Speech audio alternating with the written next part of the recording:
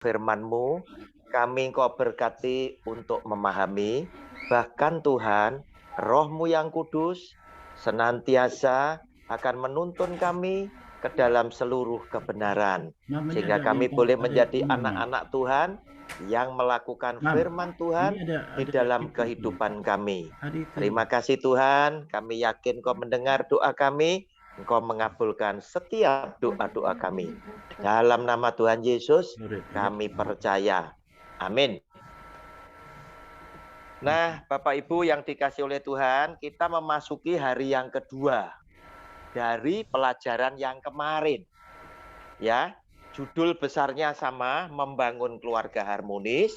Kemarin subtemanya kita sedang membahas bagaimana caranya seorang laki-laki maupun perempuan itu menemukan tulang rusuknya dengan maksud dan tujuan agar supaya tidak terjadi perceraian, tetapi mereka justru mendapatkan kehidupan rumah tangganya, keluarganya yang harmonis.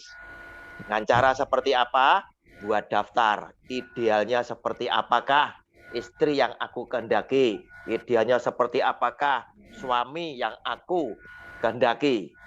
Jika kita menemukan 60-70%, bolehlah itu menjadikan tulang rusuk buat kehidupan kita. Kenapa? Karena kita tidak mungkin akan mendapatkan ideal yang 100%. Justru sisa kekurangan itulah yang harus kita bangun bersama-sama di dalam subtema hari ini, yaitu ketika orang dipertemukan, maka suami dan istri, suami ditambah istri, itu sama dengan satu. Menjadi satu. Kenapa? Firman Tuhan katakan seperti itu. Nah, saudara, kemarin kita akan membaca dari Kejadian pasal 2 ayat 21 sampai 23. Hari ini kita lanjutkan 2 ayat lagi. Kejadian pasal 2 ayat 24 dan 25. Demikian bunyi firman-Nya. Sebab itu seorang laki-laki akan meninggalkan ayahnya dan ibunya dan bersatu dengan istrinya sehingga keduanya menjadi satu daging. Suami tambah istri sama dengan satu. Menjadi satu daging. Tidak bisa dipisahkan. Sehingga Tuhan juga harus berkata, apa yang sudah aku pertemukan, persatukan, tidak boleh diceraikan oleh manusia. Kenapa? Karena mereka sudah menjadi satu. Ayat ke-25, mereka keduanya telanjang. Manusia dan istrinya itu, Adam dan Hawa maksudnya. Tetapi mereka tidak merasa malu. Nah, saudara, apa yang Tuhan mau sampaikan di dalam pelajaran kita pada siang hari ini yang merupakan kelanjutan dari hari yang kemarin. Ceritanya seorang laki-laki telah menemukan pasangannya. Seorang perempuan juga telah menemukan pasangannya dan mereka berdua bisa berkata, inilah dia. Sama seperti Adam ketika Tuhan memberikan Hawa kepada dia, Adam ini bersukacita, merasa yakin, ya, merasa senang sekali. Inilah dia, tulang dari tulangku dan daging dari dagingku. Ya, jadi ideal yang diimpikan oleh Adam itu terwujud. Nah, saudara, demikian pula memasuki pelajaran hari ini itu adalah ketika mereka sudah dipersatukan dan menemukan idealnya. Tetapi seperti yang kemarin saya sudah sampaikan, ideal tidak mungkin kita akan temukan 100%. Mungkin bisa tersisa 40% atau 30%. Itulah yang kita harus bangun bersama-sama dengan istri kita untuk membuat apa yang tidak cocok, apa yang belum sama, belum sinkron, belum matching, itu bisa diharmonisasikan. Sebab kita sudah punya modal yang sinkron, yang nyaman itu lebih besar daripada yang belum ketemu. Hati-hati jangan kebalik. Kita hanya ketemunya cuma sedikit, yang akan dibangun terlalu besar, itu riskan. Oleh karena itu, sekarang kita mau tahu lebih dulu penjelasan firman Tuhan ayat demi ayat. Kejadian pasal 2 ayat 24 itu bicara apa toh? Sebab itu seorang laki-laki akan meninggalkan ayahnya dan ibunya dan bersatu dengan istrinya sehingga keduanya menjadi satu daging. Nah, Saudara, firman Tuhan ini tidak bisa kita artikan secara harafiah. Letterlek seperti ini tidak bisa. Berarti begitu seseorang menikah, papa mama dikasih tahu, papa mama dadah ya, karena firman Tuhan berkata seorang laki-laki akan meninggalkan ayahnya dan ibunya. Tidak seperti itu. Tetapi mengandung arti yang sangat dalam, yaitu ketika seseorang itu menikah dengan pasangannya, firman Tuhan ini berbicara bahwa sejak hari itu ya, engkau adalah orang yang sudah harus mampu mandiri ya, tidak sedikit-sedikit tanya papa, tanya mama, tidak ya. Baik secara khususnya secara ekonomi. Bolehlah kita tanya kepada papa mama tentang nasihat. Soalnya apa? Orang tua memiliki pengalaman hidup yang jauh lebih berpengalaman daripada kita. Tempat kita untuk bertanya mengenai pengalaman hidup. Tetapi untuk mengambil keputusan, untuk engkau itu bisa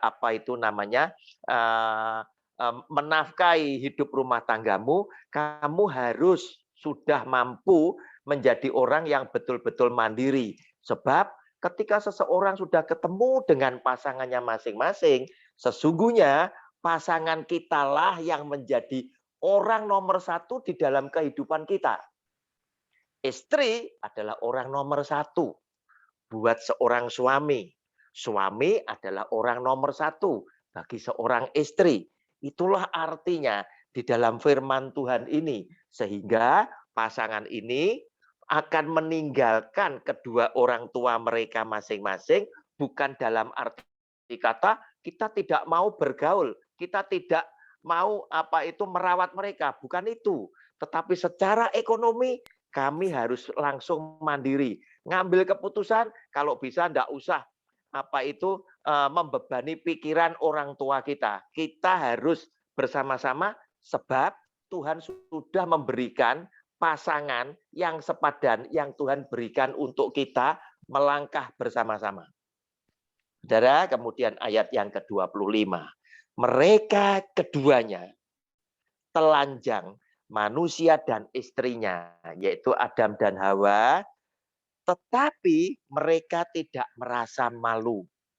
Suami istri itu nanti akhirnya mereka itu juga melakukan persetubuhan ya, sebagai karunia seksual yang kudus daripada Tuhan.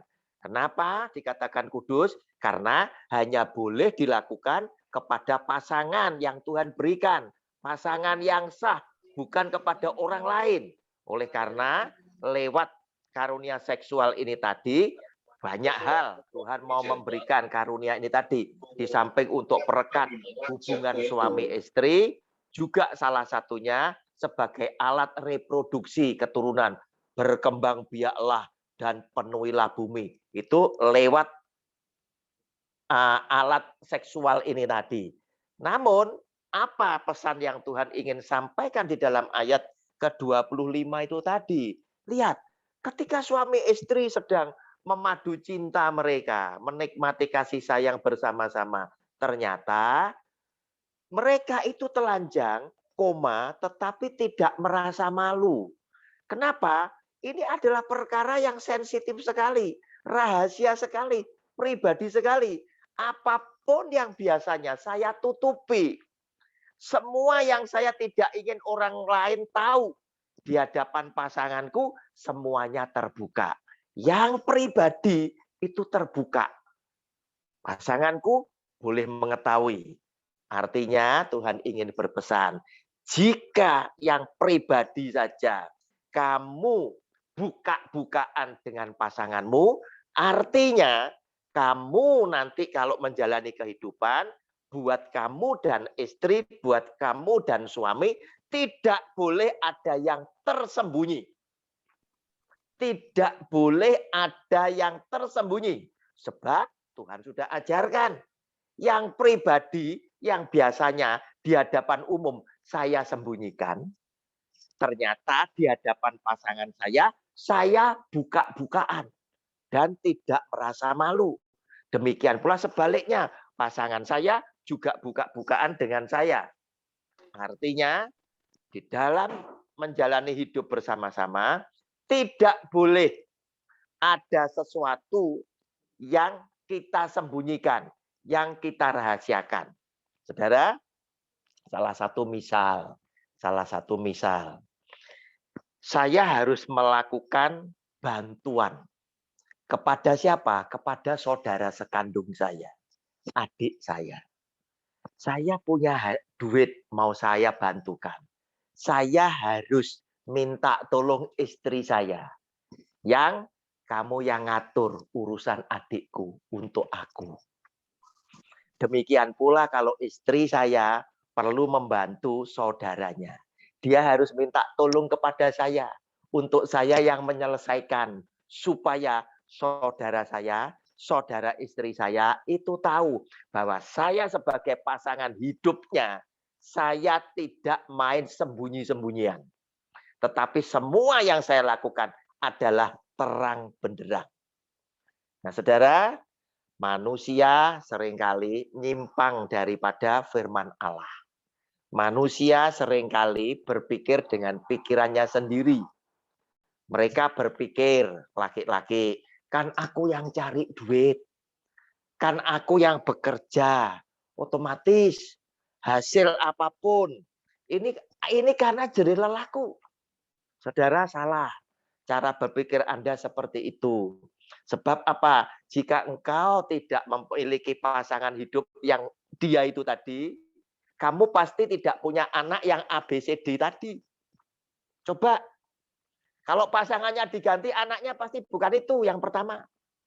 Kedua, kalau anaknya bukan itu, suasana hidup rumah tanggamu belum tentu mendapatkan sukacita yang seperti hari ini. Karena anakmu pasti berbeda, pandainya berbeda, wajahnya berbeda, sifat karakter dan perangainya juga tidak sama. Dan rezekinya juga belum tentu seperti itu. Karena apa? Setiap anak-anak yang lahir, Tuhan sudah punya cerita masing-masing kepada anak-anak kita. Mau dibawa kemana? Mau diberi sarana seperti apa? Mau diberi jalan hidup seperti apa? Tuhan sudah punya rancangan sebab Tuhan berkata, aku sudah mengenal engkau. Sebelum kau ada di dalam kandungan, aku ini sudah mengenal engkau. Nah, saudara, oleh karena itu, siapa yang diberkati? Bukan kau sebagai suami, bukan kau sebagai istri, tetapi adalah keluarga ini tadi.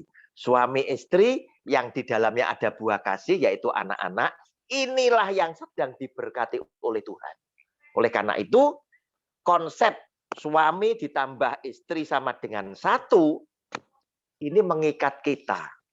Kalau suami sukses, berarti ya juga istrinya ikut sukses dong. Termasuk anak-anaknya. Kalau suami punya masalah, ada suami melakukan kesalahan, istrinya ikut salah dong. Keluarga ini ikut salah. Ngapain? Kok bisa seperti itu? Kenapa? Karena kamu adalah satu kesatuan yang tidak bisa dipisahkan. Nah, saudara, inilah yang dimaksudkan oleh Tuhan tentang firman yang ada di dalam Kejadian 2 ayat 24 dan 25.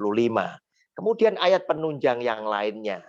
Tuhan tahu bahwa di dalam hidup Anda dan saya, kita ini ternyata bukan pribadi yang sempurna. Kita ada banyak kekurangan, kita ada banyak kelemahan. Yang tujuannya Tuhan supaya apa? Setiap kita tidak pernah diberi kesempurnaan. Supaya Anda dan saya tidak menjadi orang yang sombong karena kesempurnaan. Rasul Paulus adalah rasul yang hebat. Dia di antara para rasul yang paling pintar pendidikannya, dan yang paling banyak relasi orang-orang atas adalah Paulus.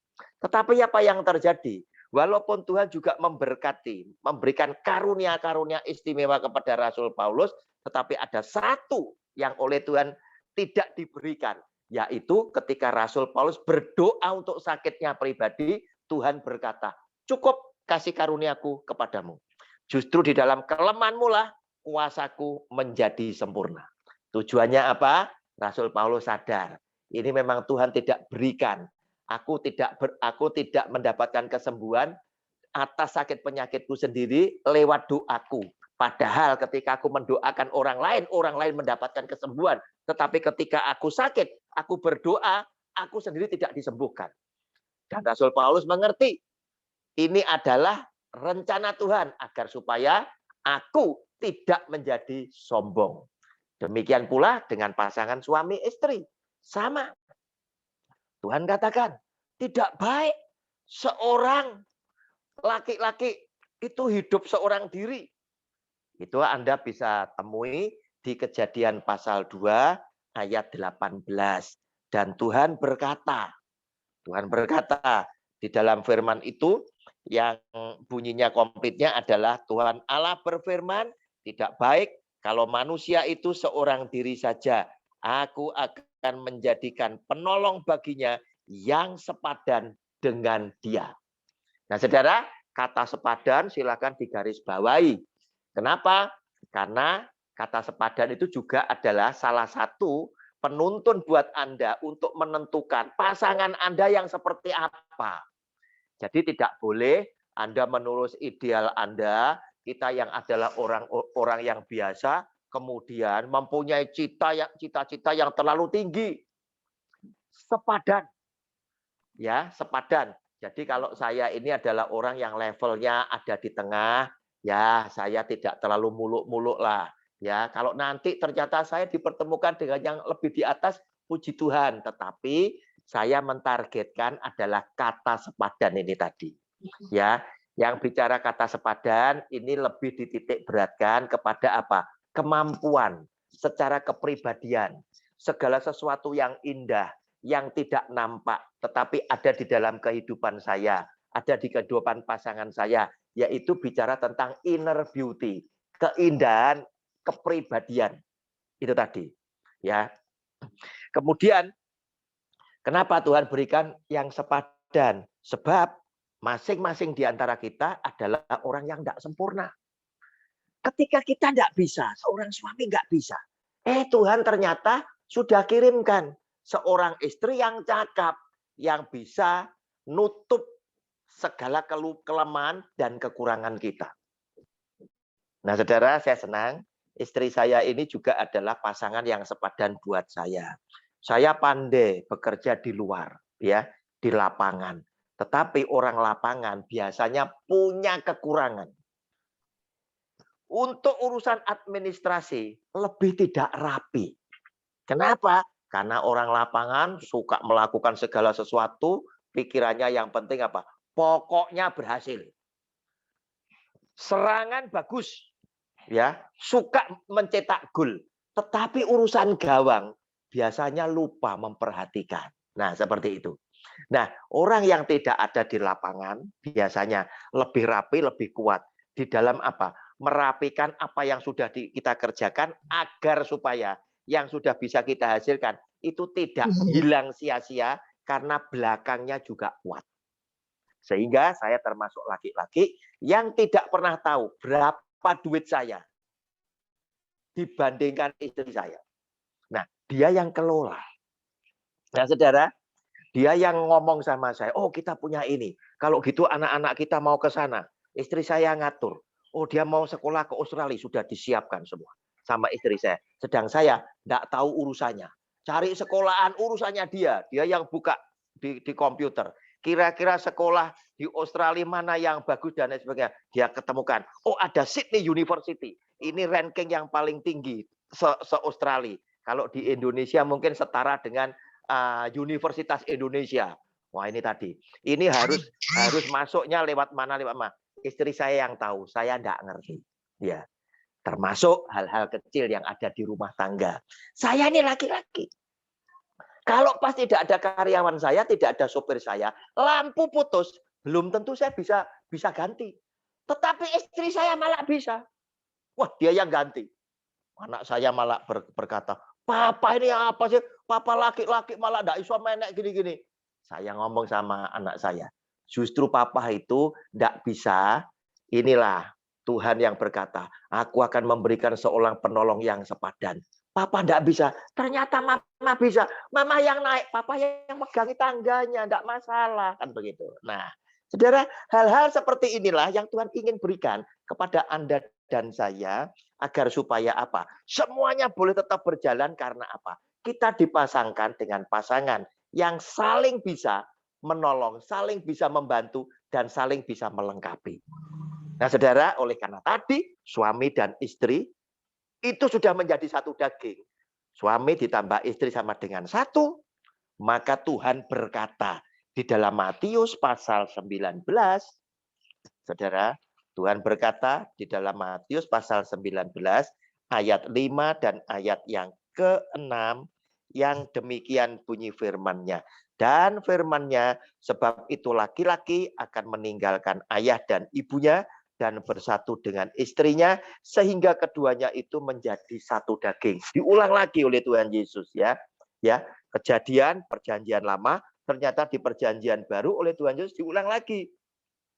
Demikianlah, mereka bukan lagi dua, melainkan satu. Nah, satu tambah satu harusnya dua. Tetapi matematika Tuhan Yesus bukan seperti itu. Demikianlah mereka bukan lagi dua, melainkan satu. Karena itu apa yang telah dipersatukan Allah tidak boleh diceraikan manusia. Saudara, itu bicara tentang apa toh?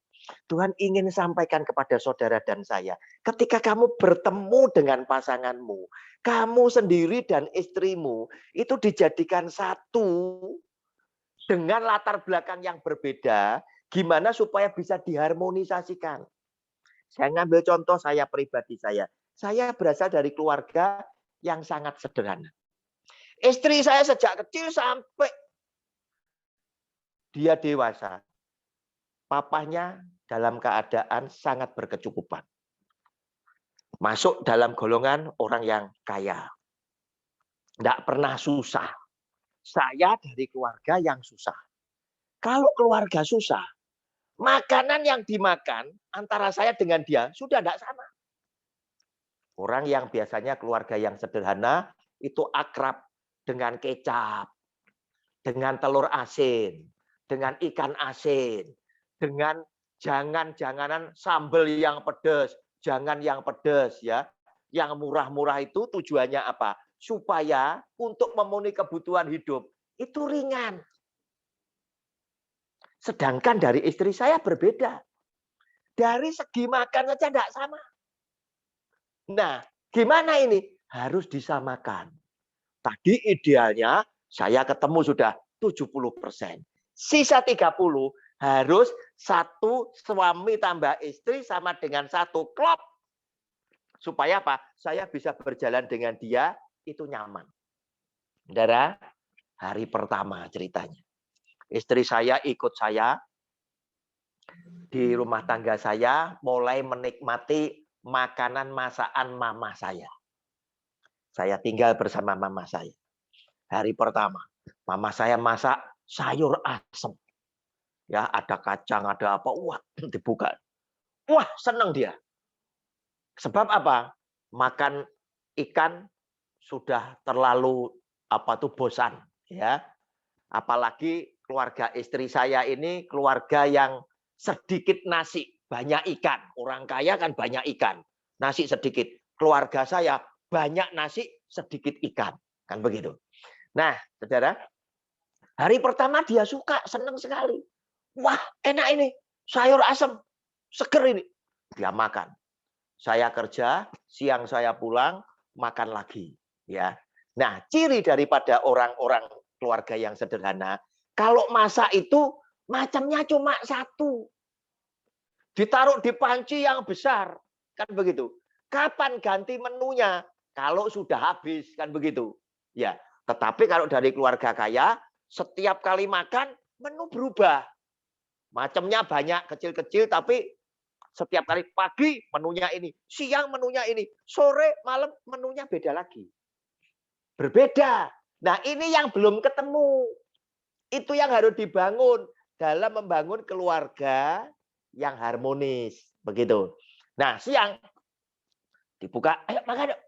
Dia ngelihat, loh, dia tanya sama saya, loh yang kok sama dengan yang pagi?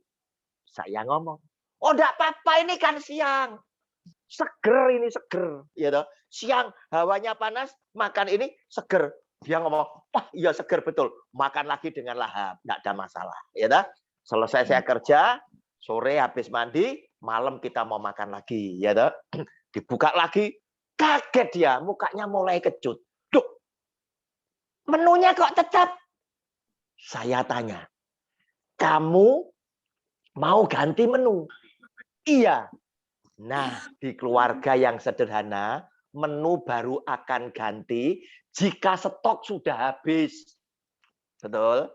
Nah, inilah yang pertama kali. Harus mengadakan penyesuaian.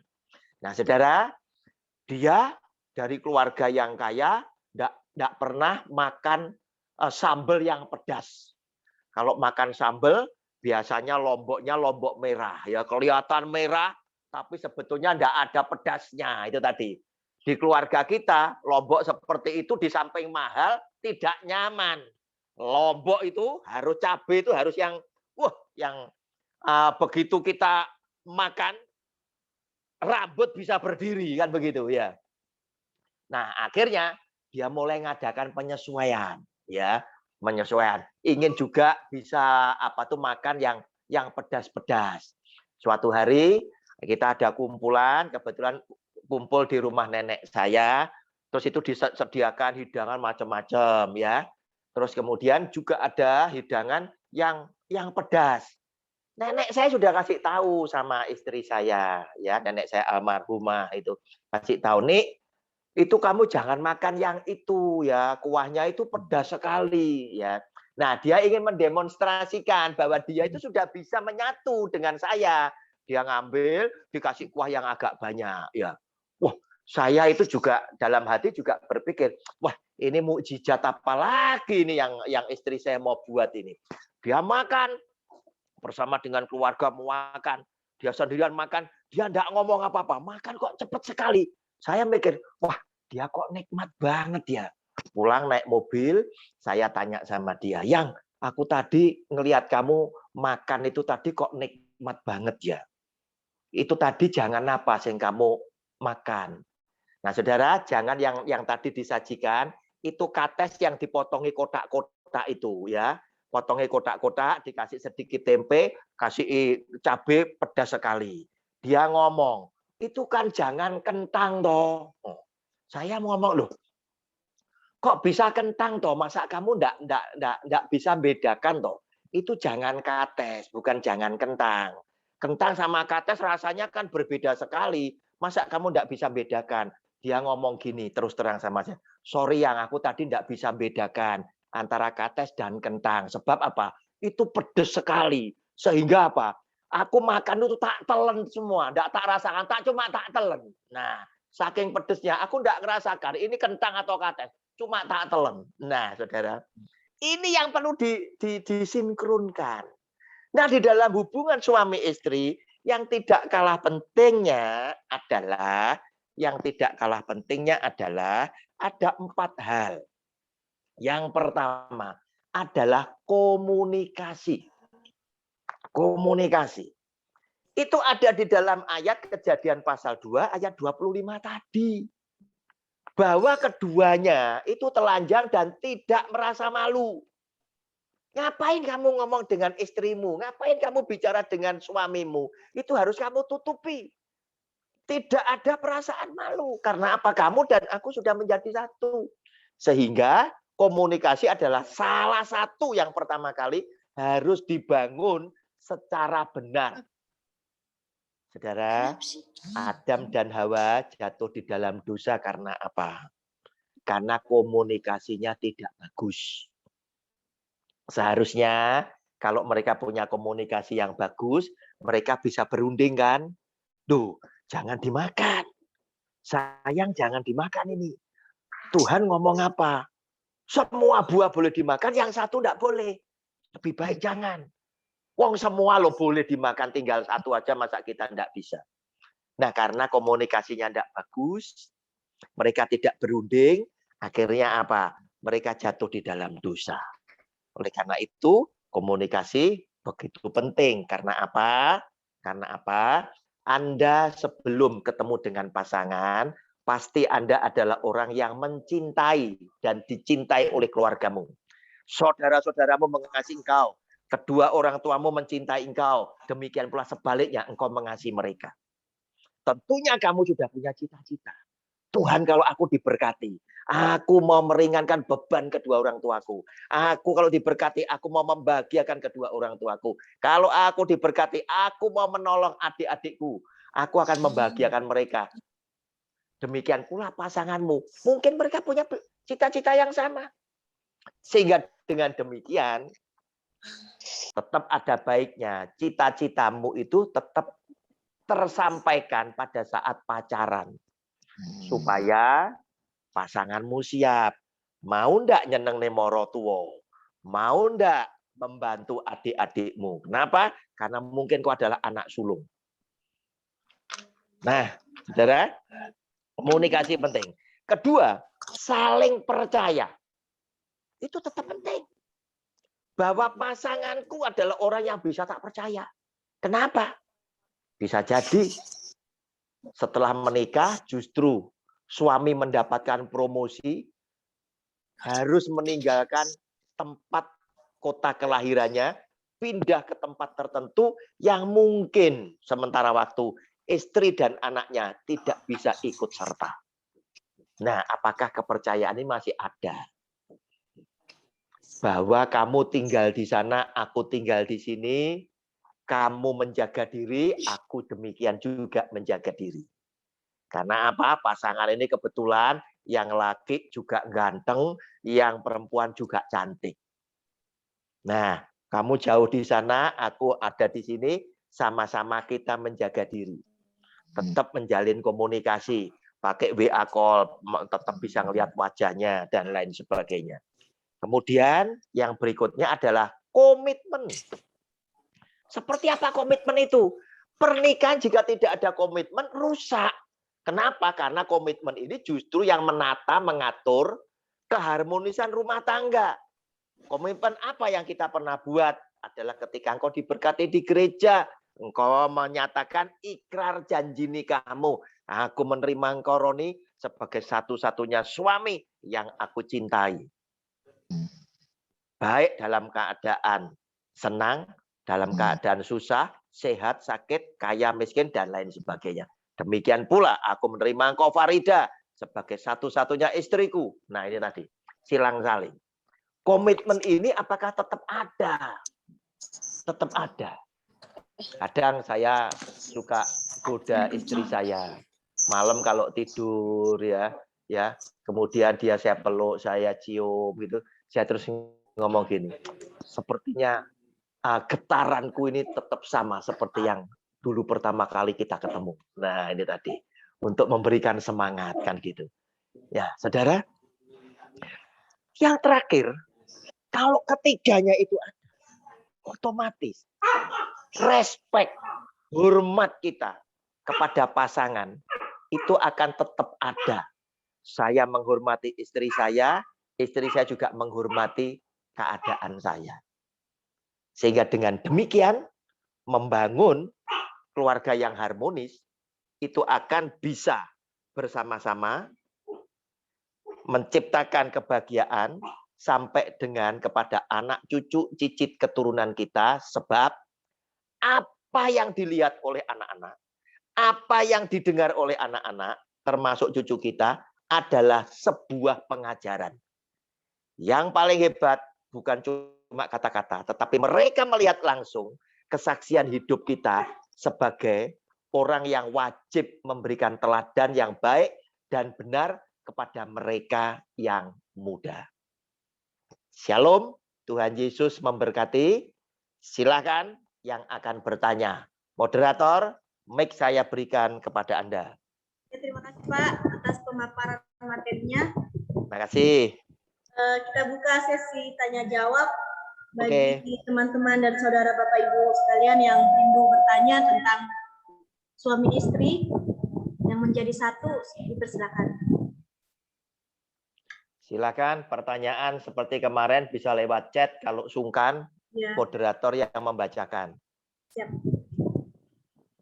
Ya.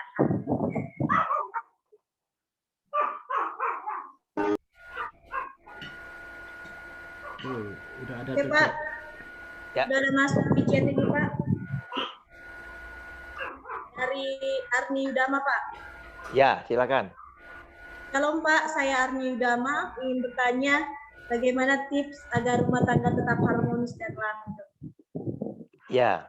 Oke. Bagaimana supaya rumah tangga tetap harmonis ya? Kita sekarang ya pada waktu pacaran dulu kan pernah ada pertanyaan, Pak, kapan Pak saya boleh merasa siap untuk membangun rumah tangga? Nah, saya akan jawab. Ya, enggak tahu pertanyaannya siapa itu.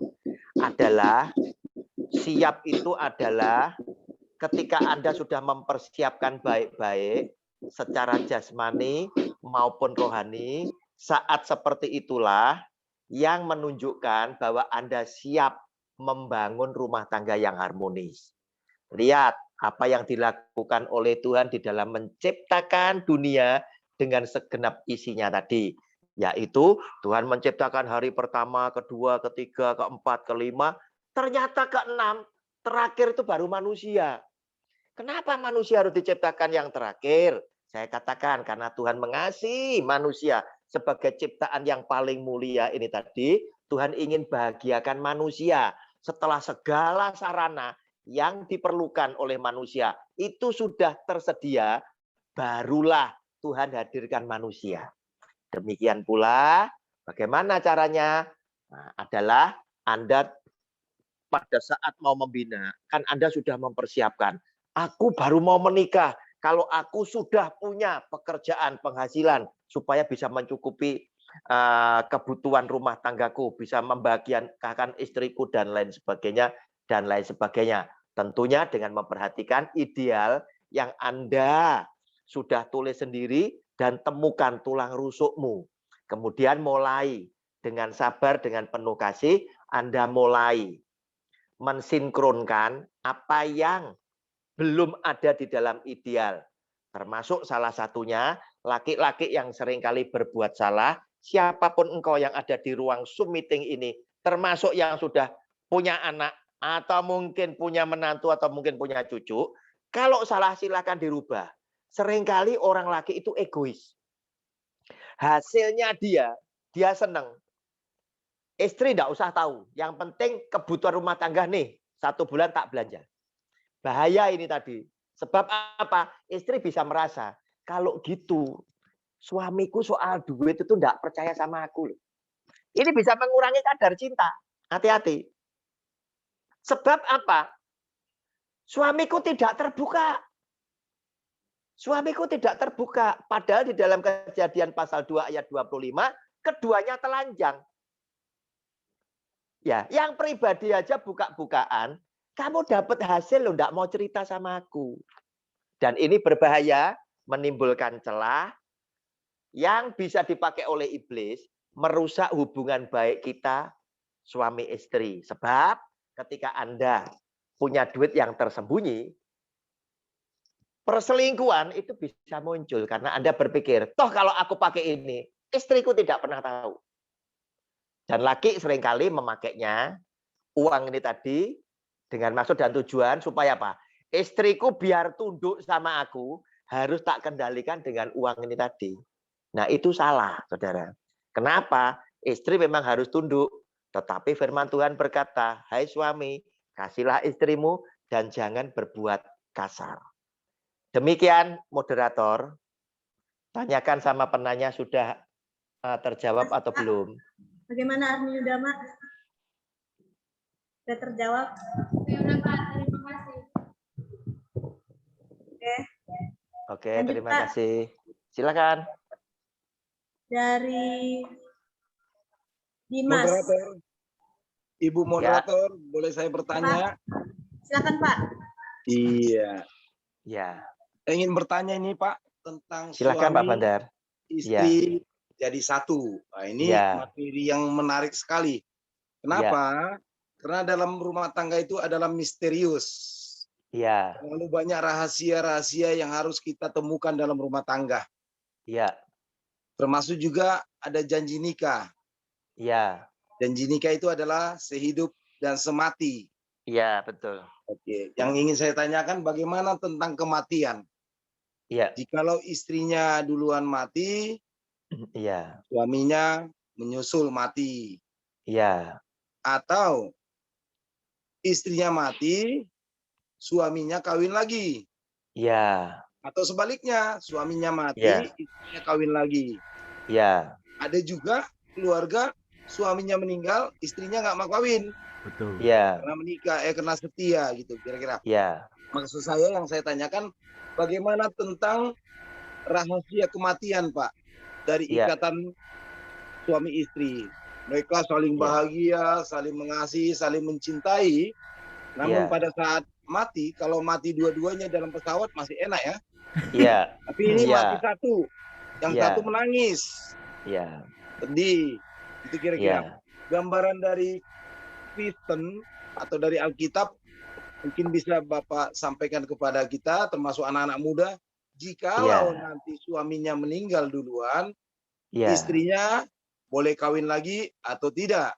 Oke, iya. Atau kalau istrinya duluan meninggal, suaminya boleh kawin lagi atau tidak? Kira-kira itu gambarannya, Pak.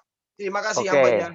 Oke, terima kasih. Kita kembali kepada Alkitab, biar Alkitab yang menjawab setiap persoalan hidup manusia, ya. Karena di dalam Alkitab semua urusan manusia terselesaikan. Nah, hati-hati ya. Orang yang lebih setia antara suami sama istri, laki dan perempuan, itu lebih setia perempuan. Oleh karena itu, single parent yang seringkali berhasil itu justru janda. Banyak cerita tentang janda-janda baik dalam Alkitab dan kehidupan nyata yang sukses membuat anak-anaknya jadi orang. Walaupun dia harus banting tulang dan lain sebagainya, anaknya jadi orang. Itu janda. Tetapi seorang duda itu jarang diceritakan di dalam Alkitab maupun kehidupan nyata. Sebab apa? Sebab kalau yang laki meninggal duluan, janda ini langsung pikirannya, aku harus selamatkan anakku. Aku harus banting tulang untuk masa depan anakku. Kasihan anakku sudah tidak punya papa. Dan janda yang baik, walaupun Alkitab mengizinkan ya, cerai karena mati, menikah boleh loh. Tetapi seringkali perempuan, karena kesetiaannya dia dengan suaminya, mengenang suaminya begitu baik terhadap dia dan lain sebagainya, keinginan menikah itu seringkali ditinggalkan oleh dia. Apalagi jika dia nanti menikah, jangan-jangan dia belum tentu dapat pasangan yang bisa mengerti akan anak-anaknya. Lebih baik dia tidak menikah. Ini pikiran perempuan, ya, pikiran perempuan. Sehingga kalau suaminya mati, biasanya janda yang benar-benar janda yang baik itu mengabdikan hidupnya kepada keluarganya. Artinya mengabdikan hidupnya untuk membesarkan anaknya. Dan janda yang seperti ini kita patut memberikan hormat yang setinggi-tingginya karena dia adalah orang yang sukses dan dia pasti seorang ibu yang sangat dihormati oleh anak-anaknya dan dikasihi. Tetapi sebaliknya, kalau yang mati yang perempuan dulu, ya laki-laki kadang itu cuma nangis saja. Waduh, kenapa harus istriku yang mati? Tetapi pada saat pemakaman biasanya kan pakai kacamata hitam supaya matanya tidak kelihatan sembab. Tetapi pada saat di pemakaman aja laki-laki seringkali yang tadi nangis-nangis itu sudah matanya sudah lirak-lirik ke sana. teman istriku yang janda yang mana ya yang akan menjadi sasaran berikutnya. Itu seringkali laki-laki seperti itu. Walaupun sesungguhnya karena perceraian yang diakibatkan oleh kematian itu diizinkan untuk menikah lagi, ya. Tetapi ada kerugian bahwa anak-anak yang ditinggalkan oleh salah satu orang tuanya, oleh ibunya ini bisa tidak terurus dengan baik. Sebab apa? Kalau nanti dia menikah dengan perempuan lain, kemudian dia juga mendambakan istri mudanya, "Wah, aku juga kepengen mudah-mudahan punya anak laki." Nah, kalau punya anak bisa jadi masalah. Walaupun diizinkan oleh Tuhan. Sebab seperti apa gambarannya? Kalau nanti sama-sama mati, di surganya seperti apa? Orang Saduki bertanya, "Tuhan, ini ada perempuan satu menikah sesuai dengan adat Yahudi, kalau suaminya mati harus adiknya yang menikahi lagi, adik suaminya menikahi dia. Ini sampai 7 kali. Tapi yang laki mati semua. Besok di surga, suaminya yang mana?"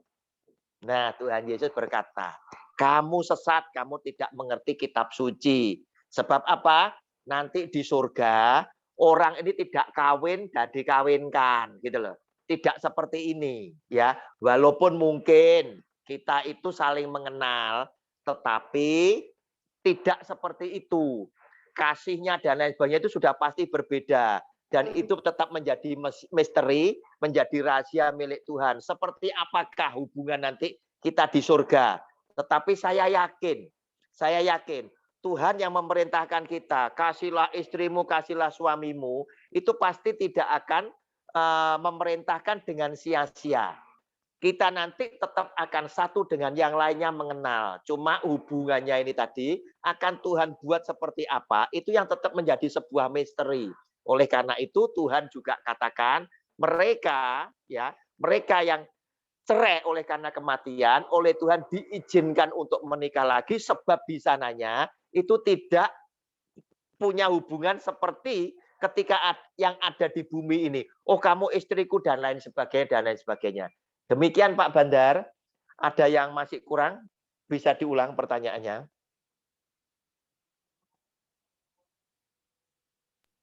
Pak Bandar, silakan. Ya, cukup Pak, cukup. Cukup ya? Pak. Oke, Ya. terima kasih. Baik, Pak. Makasih. Ya, terima kasih. Oke, Pak, Perempuan lanjut. lebih hebat ya. Ya. Lanjut di chat, Pak. Silakan. Dari Dimas. Shalom Pak, saya mau tanya bagaimana menyikapi ketika istri lebih tinggi kedudukannya di kantor dibandingkan dengan suaminya. Kadang di rumah suka tidak seimbang. Nah, oke. Bagaimana menyikapi kalau ternyata seorang istri bisa satu kantor, bisa kantor berbeda. Yang jelas istri punya kedudukan lebih tinggi dan secara otomatis penghasilannya lebih besar, lebih banyak, kan begitu ya. Nah, sekarang suami istri itu harus memahami konsep daripada pernikahan yang Tuhan sampaikan lewat firman Allah ya. Kamu tadi suami sama istri itu satu daging tidak? Nah, kalau Anda bicara, oh ya aku satu daging, ya berarti poinnya istri juga poinnya suami dong. Poinnya suami juga poinnya istri, kan begitu. Nah, suami istri harusnya adalah menjadi seorang perempuan yang bijaksana, tidak merendahkan posisi suaminya. Tetapi oleh karena suami tetap adalah kepala, jangan dibalik. Kemudian istri yang karena dia yang punya penghasilan lebih tinggi dan lain sebagainya, apa-apa keputusannya di istrinya, sedangkan suaminya itu tidak menduduki pada posisi kepala.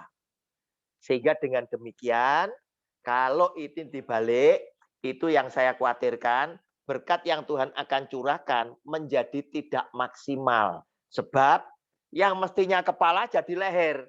Yang mestinya leher jadi kepala, kepelontir saudara.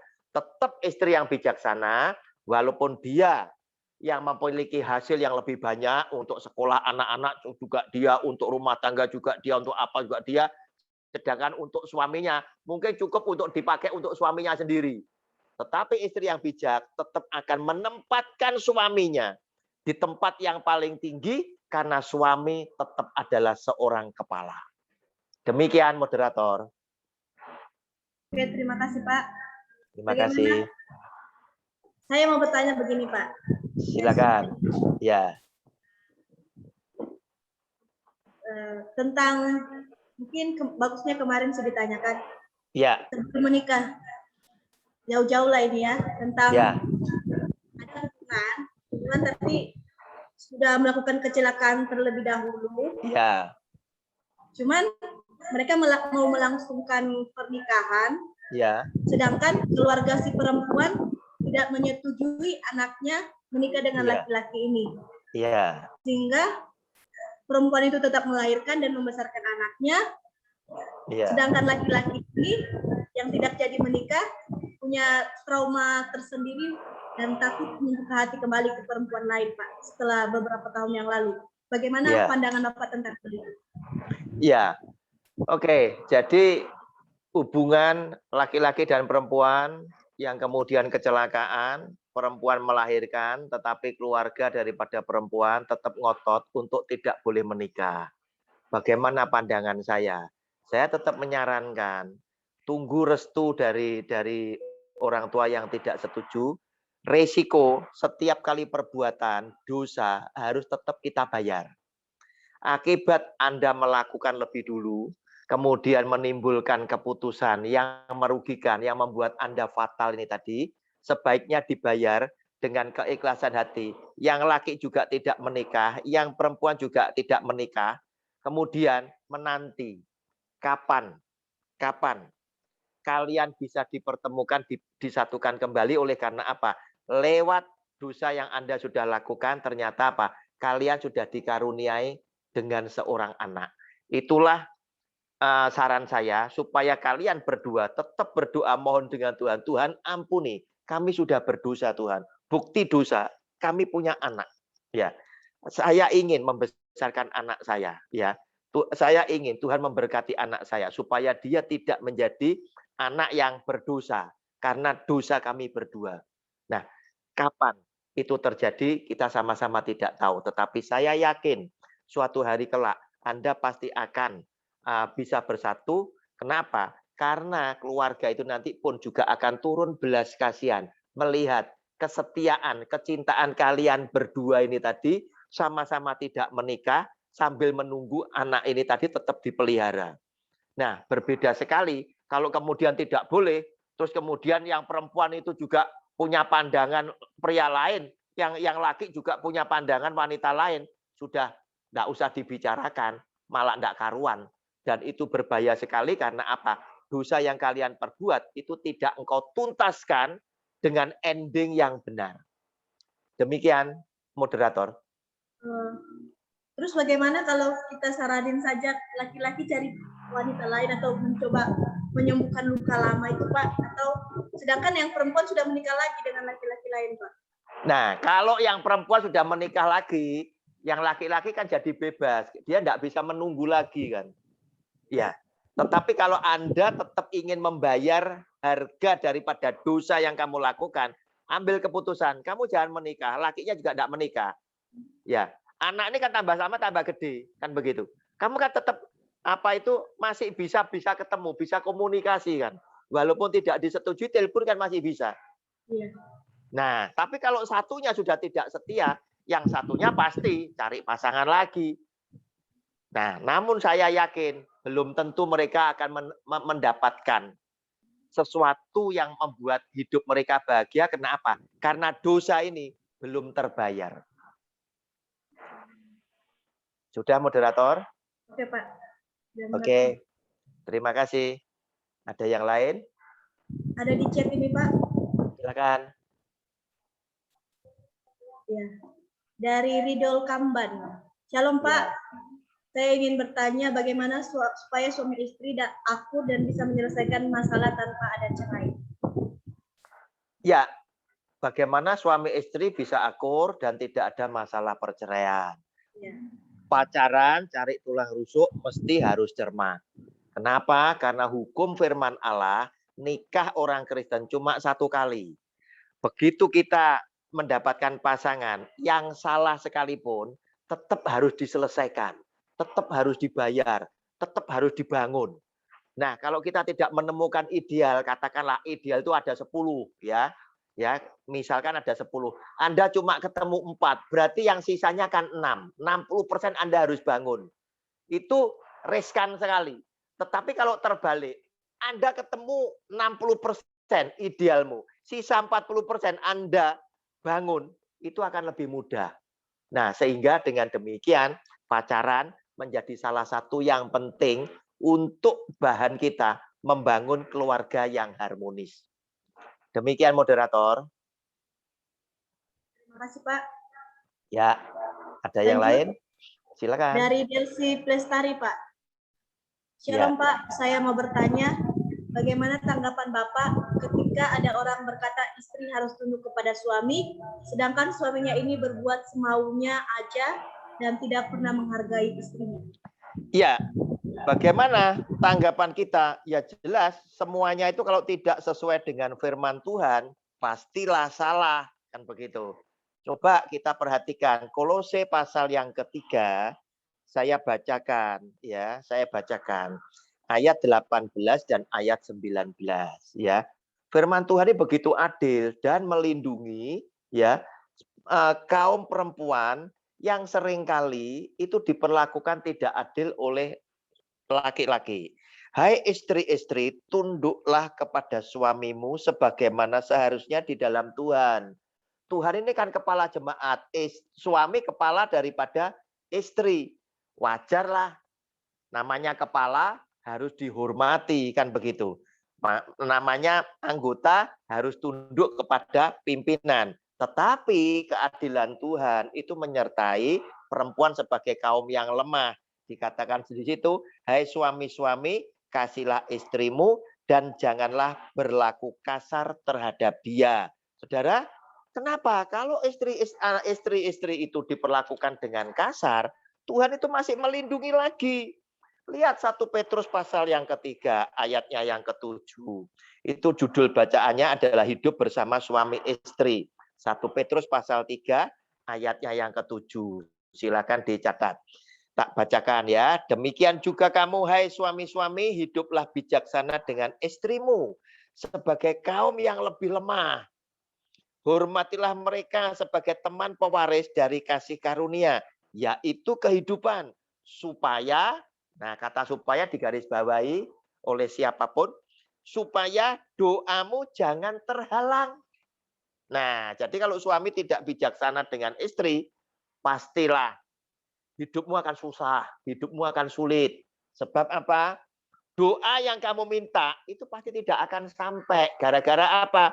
Tuhan berkata, loh, dengan istrimu sendiri yang ikut berjuang di dalam kesulitanmu, yang setiap hari melayani kamu, yang setiap hari bersama dengan kamu tidak sayang kok. Bagaimana permintaanmu bisa saya kabulkan? Itu kata Tuhan. Dan dia berkata, doanya terhalang. Kenapa? Karena seorang suami tidak mengasihi istrinya. Demikian moderator, silakan. Terima kasih Pak. Bagaimana Saudari Delsi?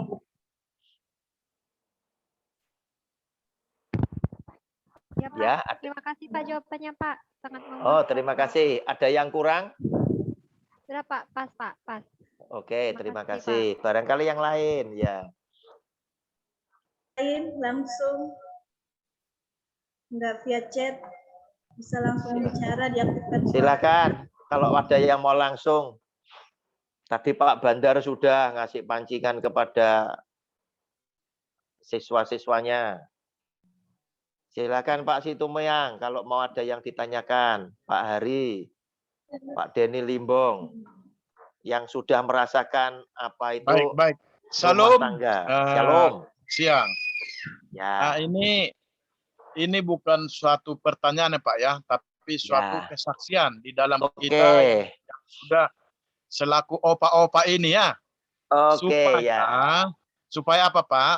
supaya anak-anak kita yang muda-muda ini, terlebih yang anak-anak kita yang ada di STT Tribakti, karena mereka begitu mereka itu nanti yang sudah lulus daripada STT Tribakti, ada dua hal, Pak. Ada dua hal untuk mereka. Yang pertama, mereka memenuhi panggilan mereka, dan kedua, mereka yang sudah cukup umur. Ya.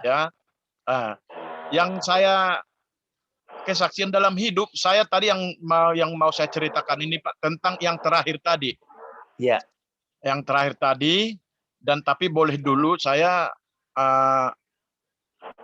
merayap atau menanggapi tadi suatu yang dikatakan oleh Bapak Pendeta Bandar Panggabean, yang kalau istrinya sudah meninggal, ya toh? Kalau sudah istrinya meninggal, dan Bapak tadi menanggapi pada waktu penguburan istrinya, matanya sudah melirik ke kiri dan ke kanan. Tapi kalau saya lihat realita kehidupan, Pak, zaman sekarang, benar yang dibilang Bapak. Tapi kalau saya pribadi melihat, Pak, kita harus melihat dari segi umur, Pak. Dari segi umur. Memang kalau masih di bawah 30-an, bukan hanya karena kedagingan, tapi karena tradisi. Memang harus dia mencari pengganti. Yang satu, kalau si suami ada alasannya, Pak. Ya, alasannya yang tepat di dalam budaya Indonesia ini. Aku kan orang kerja, anak-anakku. Ini toh, anak-anak siapa yang mengurus? Tapi yang satu perlu dipahami orang kita, umat-umat Kristen yang mau kawin lagi, kalau seorang suami yang perlu dipegang, yang harus pegang, kalau dia tidak mampu memegang, jangan dilakukan. Dia harus lebih ekstra hati-hati daripada pada waktu dia muda. Betul. Pada waktu dia muda, yang mereka bimbing adalah darah daging mereka sendiri. Tidak mungkin si suami menyakiti darah dagingnya anaknya ataupun si istri. Tapi kalau dia kawin lagi, otomatis dia sudah punya anak contoh 2. Pasanglah contoh anaknya. Kalau si suami kawin lagi, ini resiko 99%, Pak. Untuk pertumbuhan si anak, psikologi si anak. Jadi lebih ekstra mencari istri daripada waktu bujanga. Jadi kalau memang dikatakan di Alkitab bisa. Setuju. Apalagi dia usia 35, 40 atau 30. Kita setuju. Tapi kalau uang usia 50, 60, sadarlah. Betul. Ini berapa lama lagi toh? Iya, betul, Pak. Cuma sekarang terkadang orang itu alasan gini loh. Saya ini bukannya apa, tapi kalau hidup sendiri itu kan tidak ada temennya omong-omong. Bukan, itu klasik, Pak. Jadi saya, maaf kalau agak keras ini untuk kita lelaki Kristen ya. Saya merasakan yang akhir tadi Bapak, yang Bapak sudah kasih poin 1, 2, 3, dan 4. Seperti istri saya kemarin. Begitu saya masuk ke rumah sakit, dan saya kan nggak boleh ditungguin sama istri. Sementara riwayat saya ini anak bontot, walaupun usia sudah 50 lebih. Saya ini anak bontot.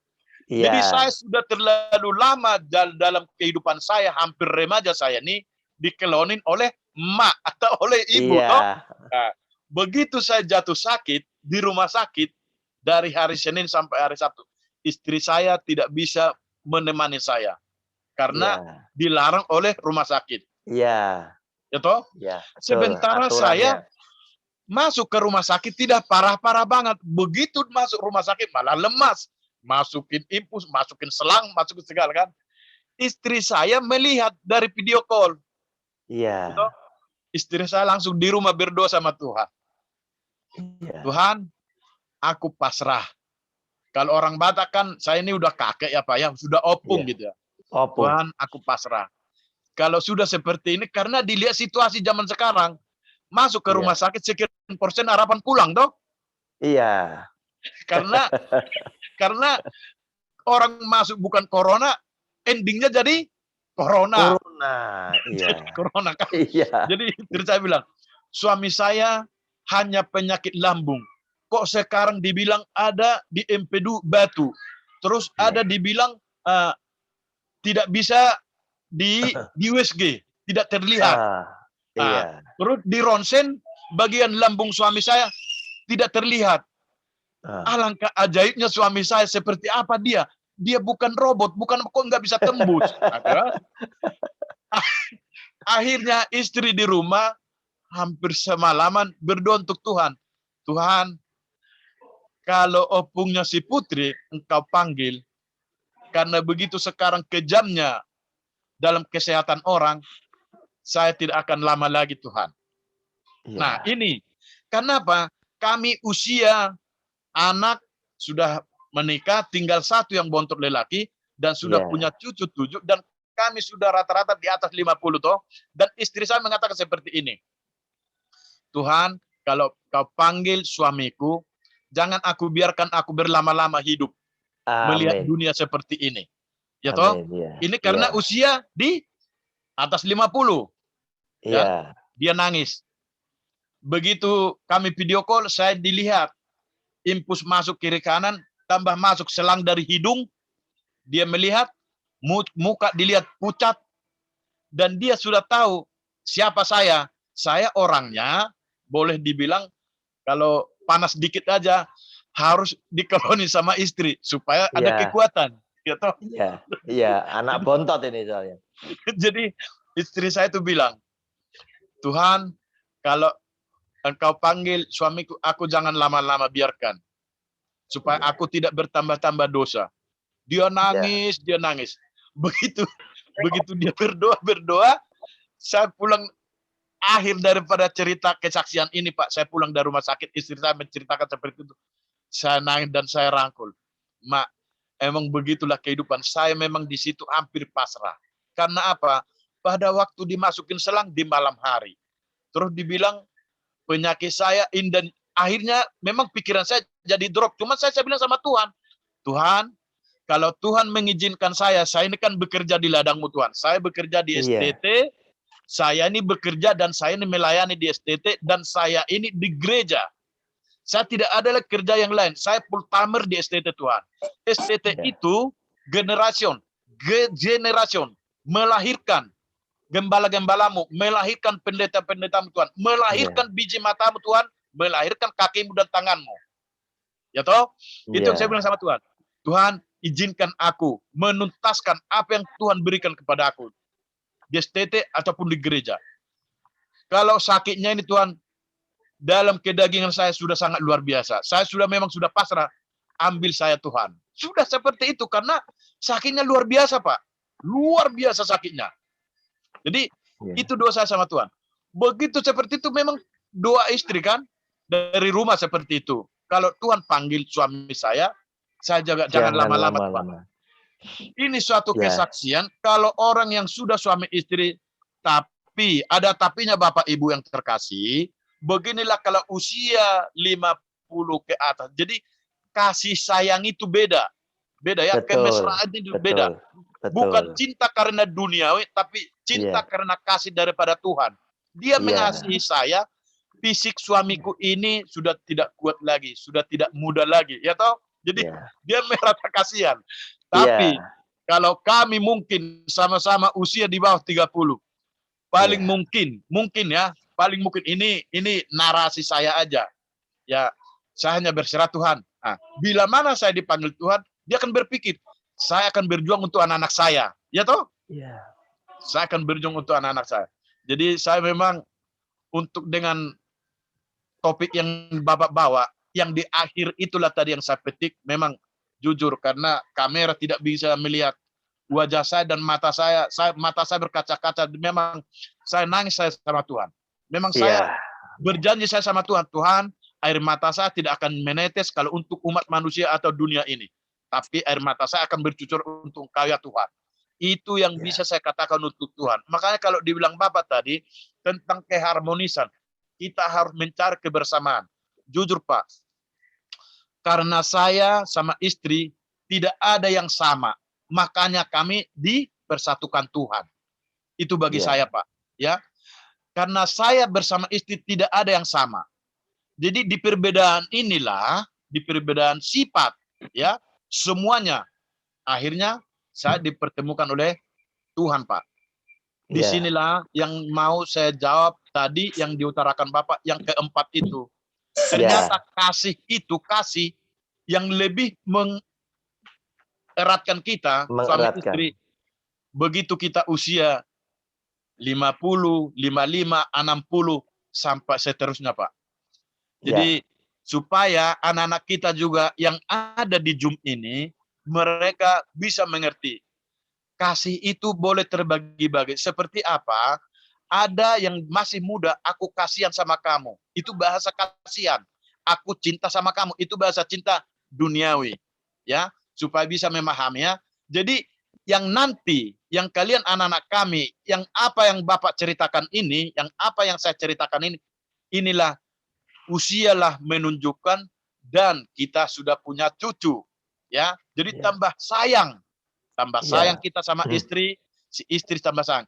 Yang goyang dalam rumah tangga biasanya kalau tidak teguh di dalam iman adalah yang paling riskan usia-usia 35-40. Ya. Hati-hati di sini. Hati-hati di sini orang-orang kita Kristen. Baik itu si istri, baik si suami. Betul. Ya, itu suatu cerita dan kesaksian bagi kita semua yang di sini, terlebih untuk anak-anak kami, ya, hati-hati di dalam pernikahan usia 30, 35, 40. Di sini yang harus hati-hati dan memang harus benar-benar Tuhan yang harus lebih dikuatkan dan tonggak dalam rumah tangga itu. Baik itu dari ekonomi, baik itu dari kegantengan, baik itu dari sifat. Ya, betul. Itu supaya ada ini mengingatkan semua pengalaman-pengalaman hidup sebagai opung atau sebagai opa, ya, anak-anak kami terkasih, puji nama Tuhan, semua dari STT Tribakti ataupun yang masuk di dalam Zoom ini, yang masih di bawah kami usianya atau yang muda, Tuhan memberkati kalian semua. Amin. Dalam kalian mencari jodoh, Tuhan memberkati kalian dan Tuhan menuntut dan memberikan pasti yang terbaik untuk anak-anaknya. Puji nama Tuhan. Salam Pak Roni. Haleluya. Amin. Shalom. Shalom. Shalom, shalom. Silakan yang lain. Terima kasih Pak Situmayang. Terima kasih. Oke, kalau ada yang Mau lain, bertanya, silakan. mau bertanya nih. Silakan, Oh, Pak. silakan. Itu ada yang bertanya. Silakan, Pak Denny, Pak. Pak Denny. Pak Denny, ya. Pak Denny Limbong, silakan, Pak. Ya. Nun sewu, Pak. Monggo. Ini mau bertanya bagaimana mengatasi istri yang cerewet atau suami yang cerewet, Pak? Iya. Ya. Maaf Bagaimana? ya. Terima kasih, Ya. Tuhan berkati. Terima kasih. Kembali kepada Alkitab. Gimana istri yang cerewet atau suami yang cerewet? Ya. Oke. Kita buka 1 Petrus pasal 3 yang tadi saya bacakan ayat yang pertama, ya, dan yang seterusnya. Demikian juga kamu, hai istri-istri, tunduklah kepada suamimu, supaya jika ada di antara mereka yang tidak taat kepada firman, mereka juga tanpa perkataan dimenangkan oleh kelakuan istrinya. Jika mereka melihat bagaimana murni dan salehnya hidup istri mereka itu. Nah, firman Tuhan ini berkata, kalau mungkin suaminya itu tidak beriman, suaminya itu mungkin cerewet atau sebaliknya istrinya yang cerewet, yang satunya tidak perlu nanggapi dengan cerewet juga, kan gitu. Kenapa? Kalau yang satunya cerewet, satunya nanggapi dengan cerewet, dengan omelan, jadi masalah. Tetapi tunjukkanlah dengan perilaku, dengan kesalehan ini tadi, supaya lewat kesalehan yang dilihat oleh yang cerewet ini tadi, yang cerewet itu bisa dimenangkan. Itu yang pertama. Kemudian yang kedua, Bapak kok bisa dapat yang cerewet itu apa dulunya tidak tahu. Nah, ini kan masalah, kan gitu ya. Kok ideal tuh loh. Ideal kan Bapak yang nyatet sendiri. Oh, saya apakah idealnya memang saya mau cari istri yang cerewet? Oh, ya. Kan mungkin tidak ditulis kan begitu, ya.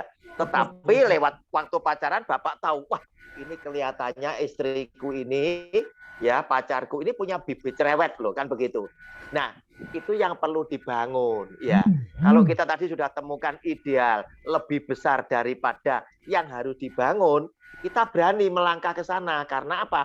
Kita punya modal lebih gede dari apa yang belum tercapai, kan begitu. Nah, ini mesti dibangun sesuatu yang bersama-sama.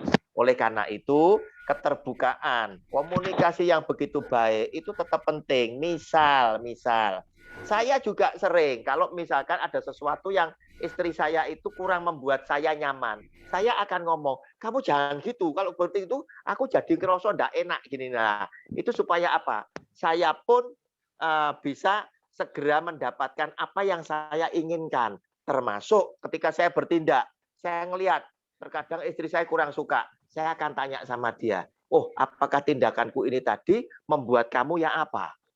Nah, seperti, oh aku jadi gini. Nah, seperti itu misalkan.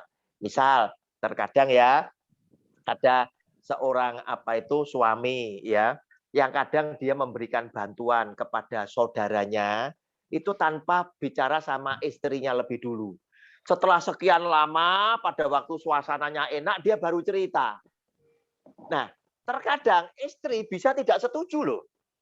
Dia mungkin akan ngomong, loh ngapain? Kamu kok tidak ngomong sejak awal?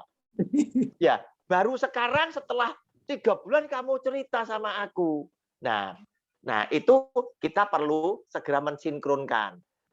Mana yang buat kamu lebih nyaman? Loh, kamu kalau mau bantu saudaramu, kamu cerita sama aku supaya apa? Aku yang menyelesaikan. Sehingga dengan demikian, ya, ketika aku menyelesaikan di mata keluargamu, di mata saudara laki-laki itu tadi, mereka akan memandang bahwa aku ini juga istrimu yang bijak, istrimu yang juga mau mencintai, mengasihi saudara dari suamiku. Nah, tapi seringkali terkadang suami istri ini yang komunikasinya tidak baik, ketika seorang suami itu memberikan uang kepada mamahnya saja, ibu kandungnya saja, terkadang sembunyi-sembunyi. Ibunya dikasih duit, kemudian ketika istrinya mulai lewat, mamahnya dikasih tahu, cepat disimpan. Apa ini istriku lewat. Lah ini salah, gitu loh. Sama seperti ketika kita memberikan persembahan kepada Tuhan ya, katakanlah untuk perayaan Natal. Saya ini kan seringkali juga dulunya jadi panitia Natal. Saya datang kepada seseorang yang kita kenal sebagai orang yang berada dan cukup dermawan. Kita ngomong, Om, kita mau datang ke sana Om, ke rumahnya Om. Iya, ngapain Ron? Enggak, ini kita kan mau ada acara Natal, mau minta sumbangan Natal. Nah, Om ini bilang gini, oh ya, tapi jangan di rumah ya, kalau bisa di kantor aja ya, karena begitu ya. Nah, pertama kali karena kita masih muda dalam usia, enggak ngerti. Ngapain Om itu didatangi di rumah, kok enggak suka, sukanya di kantor. Lama-lama setelah kita tambah dewasa, kita tahu, oh ternyata ada rahasia. Terkadang ada banyak seorang suami yang kalau memberi, istrinya tidak pernah diberitahu. Nah, demikian Pak Denny, terima kasih ya. Terima kasih, matur nuwun. Kalau mau tanya Pak. Oh, silakan Pak Sagala. Silakan Pak. Ya. Mau tanya Pak, ini ada keluarga ya, ada ada keluarga yang pernah saya lihat. Ya. Pasangan suami istri ini. Istrinya setia. Ya. Tapi suaminya pernah melakukan perselingkuhan. Iya. Nah, sampai sekarang suami istri setia. Iya. Tapi suaminya ini melakukan perselingkuhan. Iya. Waktu anak-anaknya masih kecil. Iya. Mereka mempunyai 4 putri. Iya. Waktu kecil ya. Nah, kalau sekarang sudah menikah 3. Iya. Yang ingin saya tanyakan Pak, waktu suaminya ini berselingkuh, istrinya tetap setia, mengasihi suaminya ini, dipertahankan suaminya. Pernah kecewa istrinya sampai mau bunuh diri tapi Iya. dilayani oleh hamba Tuhan supaya kuat, Iya. tetap kuat menduakan suaminya. Iya. Yang berselingkuh ini akan kembali nanti mencintai istrinya gitu. Memang Iya. istrinya ini jadi setia, kuat imannya melalui Iya. hamba Tuhan yang melayani istrinya ini sampai Iya. sekarang. Saya Iya. tanyakan, gini, 3 sudah menikah putrinya, jadi Iya. dua putri sudah menikah, putrinya menikah tapi ditinggalkan suaminya. Apakah Iya. ini dampak perbuatan daripada bapaknya yang berselingkuh? Nah, itu Iya. itu satu pertanyaan saya, Pak ya. Nah, Iya. satu keluarga juga. Ada keluarga ini suami istri, di mana istri ini terlalu mendominasi suaminya. Iya. Nah, terus satu ketika istrinya ini mengatakan kepada suami, "Kamu tidak boleh berkomunikasi, berhubungan kepada keluargamu," kata istrinya kepada Istrinya. suaminya. Iya. Sampai sekarang tidak boleh berkomunikasi atau mengunjungi pihak daripada keluarga suaminya. Iya. Nah, jadi yang pertanyaan saya, Pak, bagaimana pertanyaan kedua, yang kasus keluarga yang kedua ini mengkonseling atau mengatasi seperti ini, keluarga seperti ini, apa namanya, Iya. bapak suaminya kayaknya merasa tertekan. Bagaimana kita Iya. untuk boleh mengatasi, apa namanya, mengkonsultasikan atau konseling menghadapi Iya. istri yang Oke. kuat ini? Itu saja, Pak. Oke, saya jawab yang pertama dulu ya, Ya. yang pertama dulu. Seorang suami yang punya istri dan punya anak 4 perempuan ya. Istrinya dikuatkan oleh pendeta bisa menerima suaminya yang pada waktu anak-anaknya masih kecil itu sempat berselingkuh.